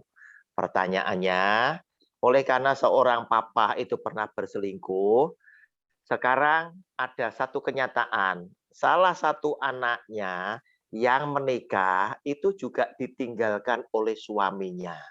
Pertanyaannya, apakah ini ada dampak ya, terdampak oleh perilaku papahnya? Jawabnya ya. Jawabnya ya. Ayatnya mana? Mari kita buka Ulangan pasal 5 ayat 9 ya. Itu ada di dalam 10 perintah Allah, Bapak ya. Nanti saya terangkan dengan yang lainnya lagi sebagai sesuatu yang membuat kita yakin ya. Nah, sekarang ya kita lihat ya ayat 9 ya. Ulangan pasal 5 ayat 9. Jangan sujud menyembah kepadanya atau beribadah kepadanya, sebab aku Tuhan Allahku adalah Allah yang cemburu, yang membalaskan kesalahan Bapak. Perhatikan kata Bapak itu B-nya kecil ya, B-nya kecil digarisbawahi, berarti Bapak itu adalah bapaknya kita, orang tua laki-laki. Kepada anak-anaknya dan kepada keturunan yang ketiga dan keempat dari orang-orang yang membenci aku. Nah, sekarang saya terangkan dengan ayat yang lain ya. Ini bicara tentang orang yang menyembah kepada patung, kepada berhala. Nah, Tuhan berkata, aku ini adalah Allah yang pencemburu. Sebab apa? Aku yang menciptakan kamu, aku yang belain kamu, aku yang bawa kamu keluar dari perbudakan. Kenapa kamu harus menyembah kepada Allah lain? Itu tadi, ya.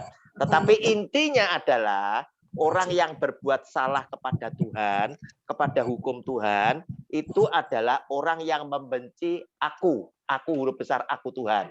Nah, oleh karena hal seperti itulah, hukum Tuhan itu ternyata begini Pak Sagala.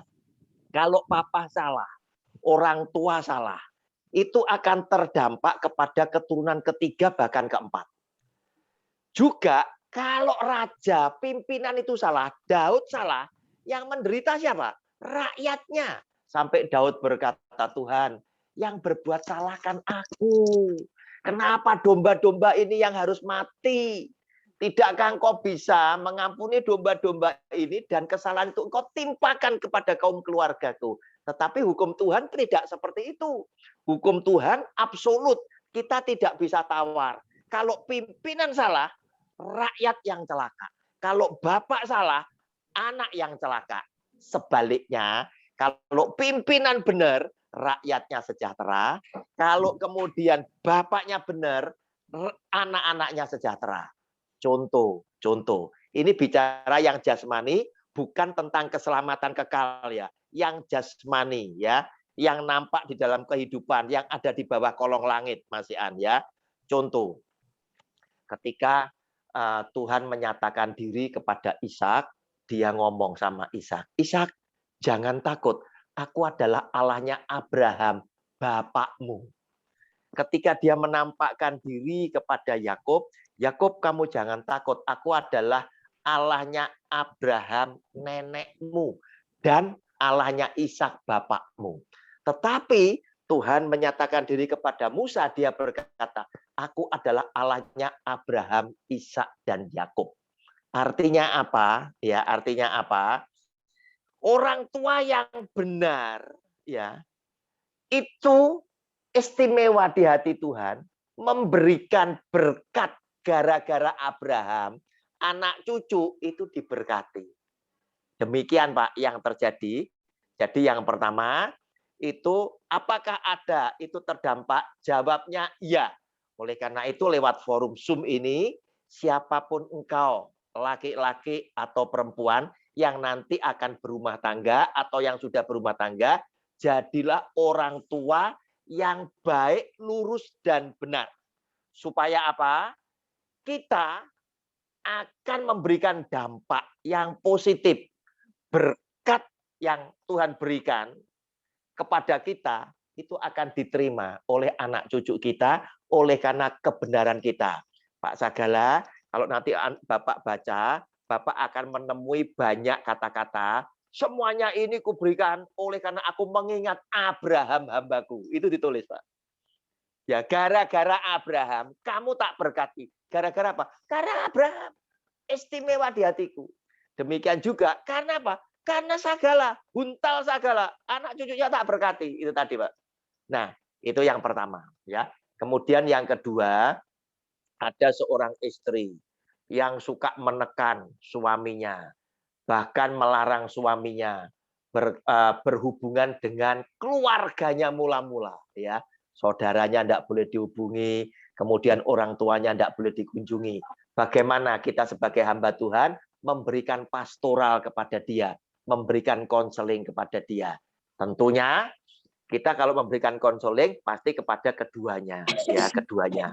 Nah, kepada istrinya terutama kita bertanya, ibu sebagai seorang anak, setiap orang ini kan pasti punya orang tua.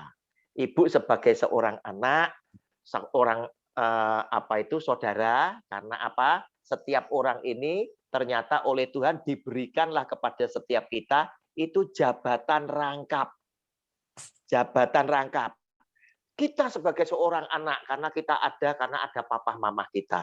Kalau kita ternyata bukan anak tunggal, ternyata jabatan kedua, kita adalah saudara. Setelah saya menikah, saya ternyata adalah seorang suami. Setelah saya menikah, saya juga adalah anak menantu, adalah saudara ipar. Saya setelah punya cucu, kemudian saya juga punya anak, saya sebagai seorang papa, punya cucu sebagai seorang opa dan lain sebagainya, seterusnya. Jabatan-jabatan itu. Kita tanyakan kepada ibu ini tadi, ibu, saya yang mau tanya sederhana. Ibu ini anak yang cinta sama papa mamanya tidak? Dia pasti akan bilang, wah saya mengasihi papa mama. Ibu juga cinta sama saudara. Oh saya cinta mengasihi. Apa yang ibu mau lakukan? Nah dia akan mesti cerita, oh saya akan begini. Ya. Nah kalau ibu seperti itu, apakah kira-kira pasangan saudara itu punya perasaan yang sama dengan ibu? Nah dia akan terceling. Oh ya, berarti suamiku wajar dong kalau cinta papa mamanya, cinta saudaranya. Nah, pada saat seperti inilah ibu, apakah ibu sudah juga memberikan ruang untuk dia? Ibu sementara bisa berinteraksi dengan sana. Ya, sedangkan ya, dia tidak Anda kasih ruang. Yang perlu digarisbawahi, perceraian, perselisihan rumah tangga, jangan selalu berkata laki-laki salah. Belum tentu. Jika Anda sebagai perempuan, sebagai istri, ternyata Anda tidak bisa menjadi stabilizer. Mobil itu kadang ada alatnya, ada stabilisernya, Pak. Supaya apa? Kalau dia terlalu kenceng, ngepot itu tidak sampai terbalik. Perempuan atau istri fungsinya sebagai pengaman laki-laki. Kalau Anda bersikap seperti itu, jangan salahkan. Laki-lakimu itu akan berpaling kepada orang lain. Sebab apa? Apa yang dia butuhkan dari kamu itu tidak didapat. Bayangin toh, aku tidak selingkuh loh. Aku cuma mau menyapa papa mamaku berkunjung. Wong aku anak kok. Sedangkan aku laki-laki seyogianya. Kalau Anda menginginkan istrimu menghormati orang tuamu, laki-laki karena kepala, lakukan lebih dahulu kamu meneladani istrimu, kamu mencintai mertuamu, supaya laki-laki enak bicara. Karena aku sudah menunjukkan, aku mengasihi papa mamamu yang adalah mertuaku, aku mengasihi saudara-saudaramu, ya, yang adalah saudara iparku, maka aku juga minta lakukan seperti apa yang aku lakukan, demikian kamu melakukan kepada kaum keluargaku. Demikian Pak Sagala. Begini Pak, kalau ini tim pengerjanya, ini pas saya tahu laki-laki ini suaminya justru menghormati pihak daripada keluarga istrinya. Jadi istrinya ini terlalu mendominasi. Istrinya ini gini, mengucap kata-kata, kalau kamu berhubungan kepada keluargamu, lebih baik cerai kita. Ya. Sehingga itu yang dipertahankan. Jadi suaminya ini nggak mau cerai. Ya.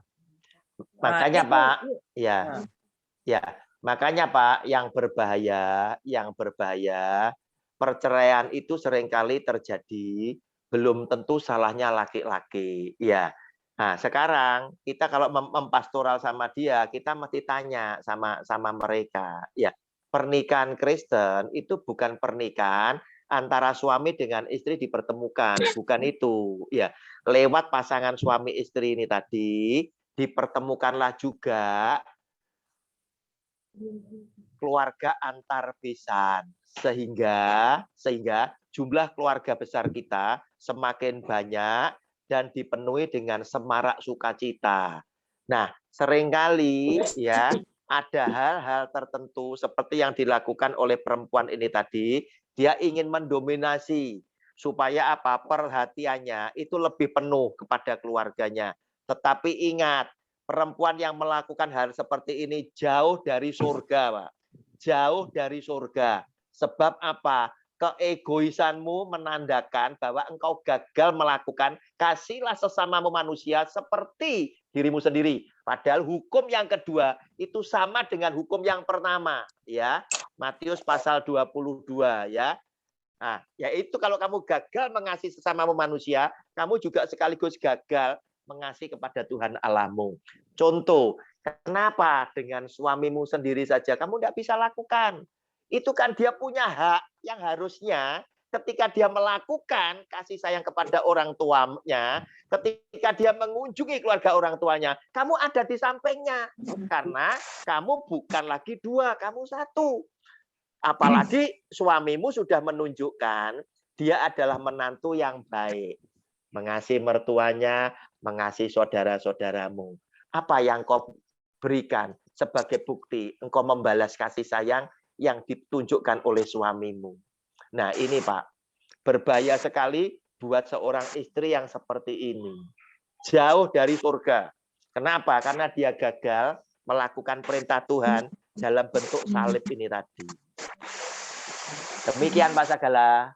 Baik Pak, yang seperti yang pertanyaan pertama tadi Pak, jadi masih ada lagi satu gadis anaknya.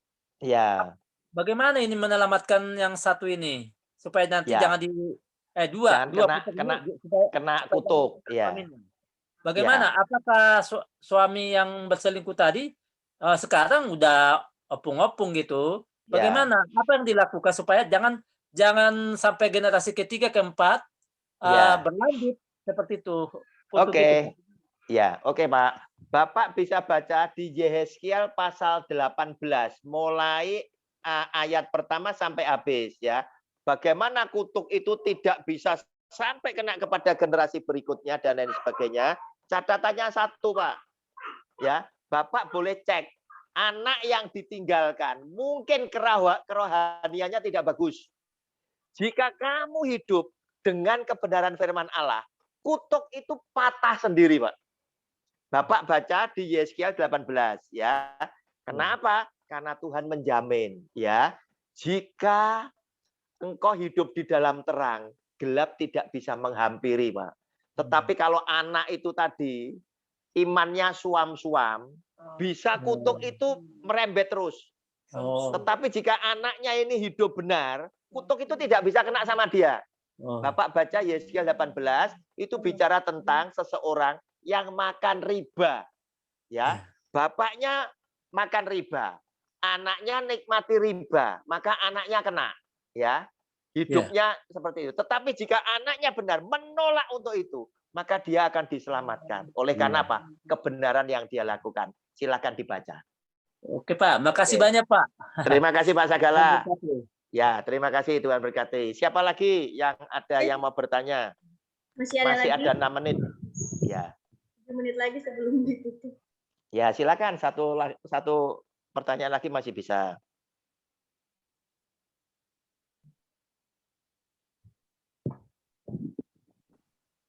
Ya, Pak Situmeyang mungkin buka mic. Silakan, Pak. Pak, dari chat ada, Pak. Silakan, dari chat silakan. Dari Yuliana. Shalom, Ya. Pak. Saya Halo. Yuliana dari SMA Negeri 2 Tamara. Mau bertanya, bagaimana seharusnya tindakan keluarga Kristen terkait perceraian dalam keluarga? Terima kasih. Terima kasih. Bagaimana tindakan keluarga Kristen terkait dengan perceraian? Seharusnya keluarga Kristen ya, khususnya mereka yang akan membina sebuah keluarga akan menikah, itu sudah mulai berpikir bahwa di dalam hidupmu tidak ada pikiran untuk bercerai. Ya, itu yang pertama. Kenapa? Karena perceraian itu tidak dikehendaki oleh Tuhan sejak awalnya. Ya. Yang ketiga, Anda menghormati firman Tuhan. Anda menghormati Tuhan, salah satunya lewat cara engkau menghormati segala firman-Nya. Karena apa? Karena firman Tuhan diberikan oleh Tuhan semata-mata untuk kebaikan kehidupan kita, baik di bumi maupun kelak kita ada di surga. Oleh karena itu, hati-hatilah buat mereka-mereka yang akan menikah, perhatikan. Firman Tuhan memberikan petunjuk. Misalkan, yang seringkali anak-anak Tuhan terpeleset, itu karena apa? Karena hawa nafsunya. Tuhan sudah berbicara bagaimana mungkin gelap dan terang bisa jadi satu. Ketika anak Tuhan berpacaran dengan orang yang tidak seiman, hanya oleh karena cinta, terkadang anak-anak Tuhan ini mengambil spekulasi yang terlalu berbahaya. Dia berkata sama Pak Pendetanya, Pak Pendeta, siapa tahu Pak, kalau nanti saya setelah menikah dengan dia, saya bisa narik mereka, menyelamatkan mereka dan keluarganya. Hati-hati, Anda terlalu berspekulasi. Ya kalau itu yang bisa terjadi, puji Tuhan. Kalau tidak, nah yang jelas Anda sudah melanggar perintah Allah, ya, perintah Tuhan yang menginginkan engkau mendapatkan penolong yang sepadan. Tentang agama juga kurang lebih kan mesti tetap harus sama. Urusan dia belum beragama Kristen, Anda bisa bimbing. Nah, kamu Kristen dulu baru kamu mikir menikah sama aku. Kamu bisa amati apakah dia dengan sungguh-sungguh, apakah dia adalah pribadi yang cocok, apakah dia adalah orang yang di dalam daftar idealmu itu ada dan lain sebagainya. Sehingga kalau semuanya itu Anda perhatikan, saya yakin perceraian pasti tidak akan terjadi. Tetapi pandangan Kristen, perceraian tidak boleh terjadi di dalam hidup anak-anak Tuhan. Demikian moderator. Oke Pak, terima kasih. Terima kasih. Ya. Oke, ada yang lain? Pak Situmeyang tadi tertunda, silakan Pak. Baik Pak, jadi Ya. Shalom Pak. Jadi bukannya Shalom. tertunda Pak, bukan tertunda. Iya. Cuman saya lihat peserta kita ini yang Iya. sudah orang tua boleh kita dihitung jari. Iya. Yang paling dominan yang saya lihat dari SMA dan STT ya Pak ya. Iya. Jadi memang benar Pak. Untuk program ini benar-benar harus mereka cermati tentang yang mau berumah tangga. Karena Betul. tujuan mereka nanti memang akan ke sana, Pak. Anak-anak Betul. Tuhan memang tujuannya harus ke sana. Betul, iya. Tapi yang Betul. sudah kita bahas, sudah gamblang, Pak. Sudah dari yang paling tersulit sama yang teringan. Ya. Iya.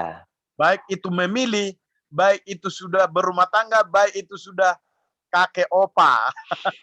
Iya. Pak ya. Jadi satu pesan saya untuk anak-anak kami, terlebih untuk STT ya, semua anak-anak kami yang mendengarkan ini ya, itulah realita dan nyata yang harus dijalani anak-anak Tuhan ya. Bila mana yang mau berpacaran, berpacaranlah secara iman Kristen, jangan duniawi. Kalau dibilang duniawi, tergodalah engkau dengan kegantengan, tergodalah engkau dengan kecantikan. Inilah dunia. Tapi pakailah mata hati nuranimu. Dengan cara apa? Rohani. Dengan cara apa? Melekat kepada Tuhan. Terlebih di STT, anak-anak kami yang terkasih, terlebih di STT, moto kita adalah kita bersama Kristus. Dan kita adalah laskar-laskar Kristus. Yang dibahas oleh daripada Bapak Roni, ini yang sudah menjenjang di dalam posisi berumah tangga. Supaya tidak ada kegoncangan. Ya, supaya tidak ada kegoncangan. Usia yang paling digoncang dalam rumah tangga adalah 30 sampai 35. Karena kalau masih dia di bawah 30, wajahnya, urat-urat mukanya masih kencang. Tapi begitu dia sudah 30 lebih, dia sudah mulai kendor. Disinilah yang perlu dikuatkan iman kekristenannya. Itu untuk yang bisa saya utarakan Pak Roni, untuk anak-anak kita STT Pak ya. Terima Kalau kasih. untuk jodoh, kuncinya untuk Tuhan. Terima kasih Pak. Shalom. Berkat Pak Roni. Amin. Terima kasih. Salam opa-opa. Salam opa-opa. Silakan moderator. Haleluya. Mungkin ya waktunya sudah habis ya. Oke. Mengingat waktu sudah habis. Ya. Terima kasih buat yang sudah bertanya. Terima kasih. Mata kuliah saat ini, siang ini bisa bermanfaat dan bekal untuk kita ke depannya. Baik Pak, kita akhiri pertemuan kita ini. Mungkin nanti Bapak akan mengajar mata kuliah lain nanti. Oke, ya. Selanjutnya. Ya. Oke, Kiel Dewi, pimpin pujian 1 untuk menutup kita. Shalom, Kiel Dewi. Ya. Mohon diaktifkan kameranya. Situ deh. Situ.